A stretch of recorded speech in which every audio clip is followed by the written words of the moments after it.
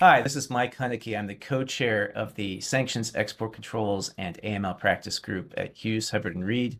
Welcome to yet another episode of Red Flags Rising. With me, as always, is Brent Carlson, director of the Berkeley Research Group, and we're thrilled to have with us a special guest today, Dana White. Dana is the managing director at the Juno Collective and has a really amazing background in U.S. national security. Today is Tuesday, May 27th, and we're starting this recording right around 12 noon U.S. Eastern. Dana, thank you so much for being here. We're really happy to have you with us. Thank you, Mike. Thank you, Brent, for having me. It's really an honor.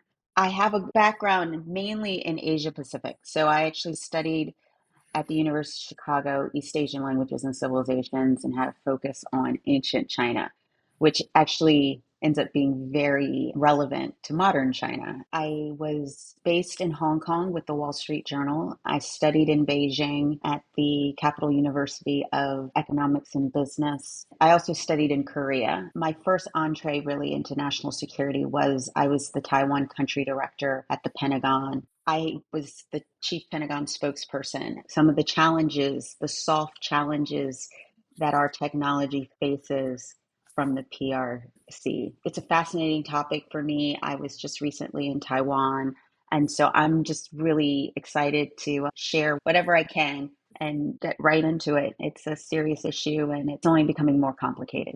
Well, Dana, I can't think of anyone better able to give our listeners a sense of what happens behind the scenes before you get to, let's say, for example, the Department of Commerce announcing to the public national security concerns. We see all the time when new export controls come out or when they're modified, or really whenever the Department of Commerce and other departments are issuing guidance to industry, there's always this foundation of national security concerns. And we've even had some recent guidance from BIS that seems to turn on this. Brent, what did we see last week that came out that would set the stage for where Dana's expertise and experience could be helpful? Yeah, we saw some interesting guidance that came out. The industry guidance to prevent diversion of advanced computing integrated circuits. And right at the very top of the guidance, it says, quote, BIS has determined that advanced computing ICs have the potential to enable military intelligence and weapons of mass destruction and uses. It specifically cites the PRC, the People's Republic of China, in this as well. This comes right up front. So there's got to be big reasons driving it. It would be interesting just to sort of unpack it to help people connect the dots. Dana, for a Department of the United States to issue statements like this and warnings like this, what happened previously? What was going on behind the scenes? So it's an amalgamation of actually a lot of different elements of the US government and the national security apparatus that comes together. Now, you may only end up seeing the final statement in commerce, but behind the scenes, there could have been congressional input, there could have been CIA, the entire intelligence community's input. It will definitely have DOD's input because one of DOD's greatest challenges is dual use technologies, right? And dealing with the politics of it. You have to balance the politics of what kind of technology are we going to give and why. And I like to think about how people think about it in just simple terms. It's my four P's. It's people, places, purpose, and protocols. Every decision comes from who has it? Who are they? One of the things we identified was the biggest sponsor of espionage from the PRC is not the Ministry of State. It's the Ministry of Education. So, yes, all of these Chinese visas for students, they're going to Stanford, they're going to Harvard, they're going all over the country learning quantum physics. We freely give this knowledge. When you think about who are the people who are coming, there's also, very frankly, an entire industry in which Chinese nationals come to the United States, they have children, they get their blue passport, and they go back to China. In the intel world, if you come back as a US citizen, right, you have access to a great deal more in terms of security clearances than you do as a naturalized citizen. It's just factual. You can go further faster. So that goes to the people. And then the places, where is this going to be used? So there needs to be verification of where is this actually being used? You're shipping it, but where is it? Do they have a presence on the website? Are they a true entity, right? So it goes to places. Where is it going? and then purpose, what's going to be done, and this is how it's going, and this is where it ends. And then it's the protocols of how are people observing these laws. That's where I think commerce plays a really critical role. Stepping back a little bit, Dana, when the US government determines that, okay, certain items in certain places can be used for a particular purpose, I don't want to be a bit flippant, but they're not making it up, right? I mean, if they think that a certain level of technology can facilitate the development by an adversarial country of WMDs or will be used by the military intelligence community in that country, they're not just talking about pure hypotheticals, I imagine. Is there some way to summarize in a little bit more detail how a determination like that would be made? So you're absolutely right. They are not making it up. There is clear evidence, and it's very open. No Chinese company, none of them. I don't care if they're making shoelaces or they're making Apple phones. No Chinese company is independent of the People's Republic of China's apparatus and power. And they will be subject to those administrative authorities. The US is not making it up. They are not being overly cautious. In fact, we need to get even more focused on exactly how we're going to combat these things because the threat is growing. It's the strength and the Achilles heel of a free society, right? Is free information. It is really important for business leaders to understand that your government is not trying to curtail your business. But what it does need is to ensure our national security. Let's also talk about knowledge, because knowledge is power. It's really important to follow the trail, not shell companies. Like, where is it going to? Okay, I understand it's not going to Beijing, but it's going to Cambodia. Those are the things that the US government knows, and that informs the instructions that they are giving and the laws that they lay out. It might be a bit of a moving standard. The benefit, but also perhaps the curse of the high probability standard that Brent and I have talked about a lot is that it's malleable. It changes country to country, circumstance to circumstance. Part of what the government has been doing by issuing more and more guidance is frankly to move that standard. It's at least telling companies, we think the standard is here. So you could disagree, but the reality of what's going to prompt the government to react, to investigate, to prosecute is where they think the standard is. Like it or not, it's there. And as Brent likes to say, the signals are loud and clear. 100%. You're absolutely right. It's really important for people to understand within this new administration, it's very pro business, but it's also very pro America's security. And when you're talking about some of these advanced technologies, it is really important that we maintain very strong regimes around our technology. I hope that our business leaders do understand that they are a part of our total national security apparatus as well. And they play a very important role because it's not as simple as, oh, well, I didn't give them missiles. Yeah, but you gave them technology to direct those missiles. So that's very important for people to understand that we all, as Americans, play a part in protecting technology. A lot of companies would much prefer something less interesting and less dynamic than that for their markets, but it really requires companies looking to have any type of business into China to really be reading the news, thinking critically, and staying on top of these things because it can change like that. Our policies can change like that. The government is expecting companies to be on the front lines. The first person to know of a commercial transaction, of a shipment, of a purchase is the company. As these risks and geopolitical contests push Chinese or Russia or Iran, North Korea to become more and more sophisticated in how they procure the things of ours that they want, you're not dealing with a normal trading partner. It requires a different mindset. We were talking, Brent and I, the other day about, what are real data points that you can look at when you're doing a risk assessment. It's not just getting a second end use certificate. Someone in the PRC who is doing something bad will give you 100 end use certificates. They'll sign it day and night. They'll sign whatever complicated certificate you want them to sign or whatever enhanced certificate you want them to sign. That's not relevant to mitigating your risk. You need to be thinking about trade flows over time. How have your trade flows changed? Is there something that's too good to be true?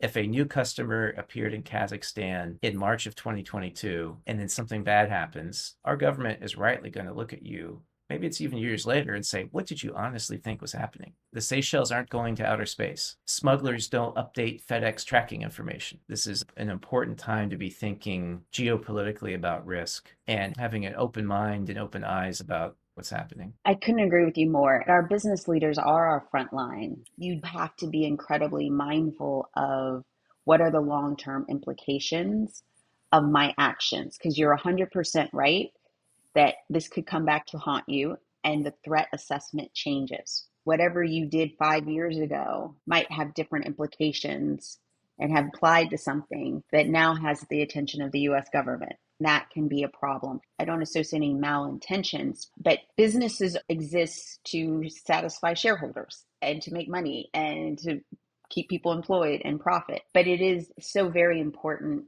that national security has to stay at the heart of everything, because if we are compromised as a nation, your business isn't going to matter anyway. I have a question regarding the evolution of change. We started to see these changes in terms of these national security issues arising in the US China relationship. There's a lot of folks who are still operating under the presumption that this is China 20, 25 years ago, post entry into the WTO. How has it changed, and when did you see that start to occur? So when they came into the WTO, once they had that, the Chinese have been very good about telling a story about who they are. We, frankly, have not been all that good about revising and evolving our own methods, our own intelligence, our own protocols around what it means to have this rising power. The Chinese are really good at changing narratives and turning things. So you look over here, the diversion, and you aren't thinking about this. You're like, it's nothing. And then all of a sudden, they have capabilities. Regarding China's military civil fusion. You had some really good points. You've got technologies that are increasing in terms of dual use functionality, both civil and military applications. We talked about companies satisfying shareholders, but now you've got China's military civil fusion dynamic going on. Can you talk a little bit about that dynamic and how it's different, how business leaders should be thinking about their assumptions in operating in that market? Well, number one, every business leader should know that when he's talking to any kind of business leader in China, he is talking to the CCP. Some people may find that very harsh, but I'm telling you, there is no such thing as an independent business in China. The Chinese government can reach its fingers into any entity and do what it wants when it wants. So, as a business leader, you have to understand that is the society in which you're working. And listen, it can be very advantageous, right? State backed companies generally do quite well. But then you, as a business leader, have to say, why do they do quite well? And what am I doing or what am I contributing that is helping to enhance Chinese national security capabilities? We also need to understand that China's in it to win it. We need to think really strategically about what we need to make sure doesn't happen, and also make it very easy for government to say, this is how you were wrong. Because without it, the Chinese win. They benefit from our chaos. So what are we doing, right? Totally right. Dana, tell us a little bit about the Juno Collective. How do you help people? Sure. We're a marketing and strategic communications firm. I help clients understand risks, how to mitigate those risks, and communicate it. It's not just the tactics, it's also what do you say about whatever's happening. So, how do you mitigate risks and get ahead of things, which can often be a tough sell. People don't tend to think about things until there's a problem. And that's the worst time to think about it, not only from a business point of view, but frankly, from a reputational point of view. Things move so quickly now. The best defense is a good offense. Most people, their reaction is, well, nobody knows about it. We'll just leave it. And if something happens, we'll deal with it then. Wrong answer, right? Everybody makes mistakes. Crises happen. You have to communicate. Unfortunately, you don't handle it well, then the worst thing of all happens. Congress calls you. That's bad. You're entirely correct. The best way to mitigate the risk of that crisis ever happening is to get ahead of it on your own time and in your own way. Because otherwise, it's going to be the government forcing you to deal with something quickly and in their way, which is probably going to be different than how you would approach a problem. If they come at you when something bad has happened, you're not going to be calling the shots anymore. They are. 100%. And you're absolutely right. It can also be powerful for you to go proactively to say, hey, I have some concerns. This is what we did. Let me lay this out for you, because other companies will have done the same thing. But if you were the company that came and said, we did this earnestly, trying to follow the rules, but we're not sure that we're in compliance, what a superhero you become. You'll become the gold standard, and your competitors are in the dust, because not only are you showing that you are conscientious, you are showing that you care about the technology, you care about America's national security and the role you play in it. Great points. And really, the issue is now really competitors. If there's an industry wide issue going on there, we're now at a stage where whoever's going to get through the door first is going to be able to set the gold standard and leave their competition behind. It's really another page out of the Foreign Corrupt Practices Act playbook, where the guidance is an invitation for people to come forward sometimes, or at least change their own behaviors, and then be able to point back to that change, or even being able to raise questions about what the government wants at that time in an environment where they're not the accused, and where someone else hasn't come to the government, or the government doesn't get other information to suddenly start to suspect them. This all reminds me of one of the great stories from the enactment of the U.S. Foreign Corrupt Practices Act. Not that the legislative history is a page turner, but one of the key moments in that is that Northrop was being interrogated by Congress about alleged bribes being paid in Europe. The lawyer for Northrop said, well, we were just following the Lockheed model. And that dropped like a bomb, because Lockheed had just gotten a huge taxpayer-funded bailout. What happened next were 3 hearings where the chair of Lockheed was interrogated. We're not advocating for our listeners to run first to Congress if they have any problems, but it was an example of when you act proactively and with a vision of where you want to be as a company, you have the opportunity to set the tone. Otherwise, the tone's going to be set for you. 100%. And I think this is such an important conversation to have with the rise of AI and with all of these technologies that have the ability to create chaos or misinformation that the Chinese and others will use to change the calculus, to make the calculus murkier for us. Again, being proactive, I can't say enough about it, especially as Brent said, if it's an industry wide issue that the industry is struggling with, go and ask questions. Truly be the sentinel where our business leaders can be sentinels. I think it will prove advantageous for America as well as their own business. Well said. And I think the biggest mistake we've seen across many different types of regulations is where people grasp at straws to maybe cherry pick a sentence or two, or to look at a particular summary of the law that someone else has put out, and they're like, that's what I want this to be. And they ride that interpretation all the way to the bottom. And the government comes in, it turns out, well, they might have had a different interpretation than you did, including by looking at that particular sentence in context of what comes before and after. What does this next paragraph say? The policy objective within which this guidance has been issued. That can be really dangerous. Again, if it seems too good to be true, it probably is. What you said is exactly on point. Policy making is very glacial up to a point, right? Then there's a tipping point. Once you have an industry wide issue or major events happening, it'll reach a tipping point, and then it's not glacial anymore. And you're facing the big momentum. You're right. That is the worst situation you ever want to be in Washington, right? That's the worst situation. Now they're just going to hit you with a hammer. You have to come in proactively to help, not to deflect and diffuse. Congress is theater. It's not a court of law. It is theater. You have got to know your venue, those types of people, places, know where you are and who you're dealing with. Big difference for sure. We talked in an earlier episode about preparing for congressional inquiries. This is not a court of law where everyone gets a chance to make their own argument while the other side is quiet and there's an impartial adjudicator sitting there, right? It's political theater. It's a circus. One of the most valuable experiences I had as a young lawyer was actually representing someone who was not doing well in congressional hearings.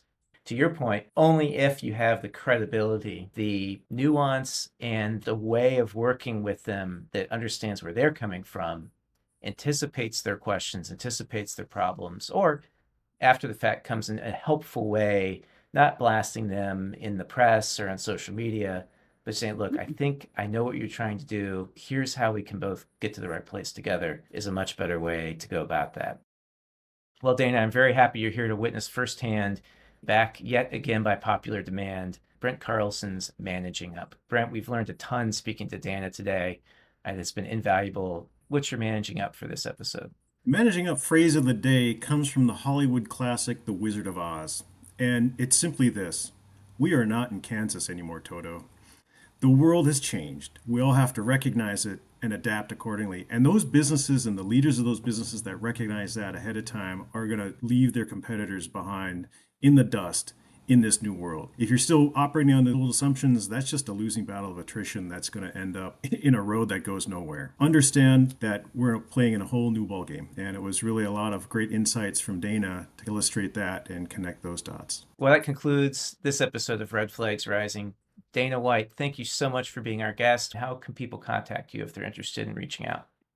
Well, you can go to www.juno-collective.com, and I'm Dana at juno-collective.com. I appreciate the opportunity to talk about this. It's really important, and I'm glad that you're proactively giving people tools to address what isn't easy. It hasn't been easy for anyone. It's a different culture. They're playing chess, and we're playing checkers. So for you to have this and have me on, I'm thrilled. I'm just grateful to you guys. We will include in the show notes information about you and the Juno Collective. I encourage listeners to go there and get in touch with Dana. I think she could be helpful with a lot of problems people are facing these days.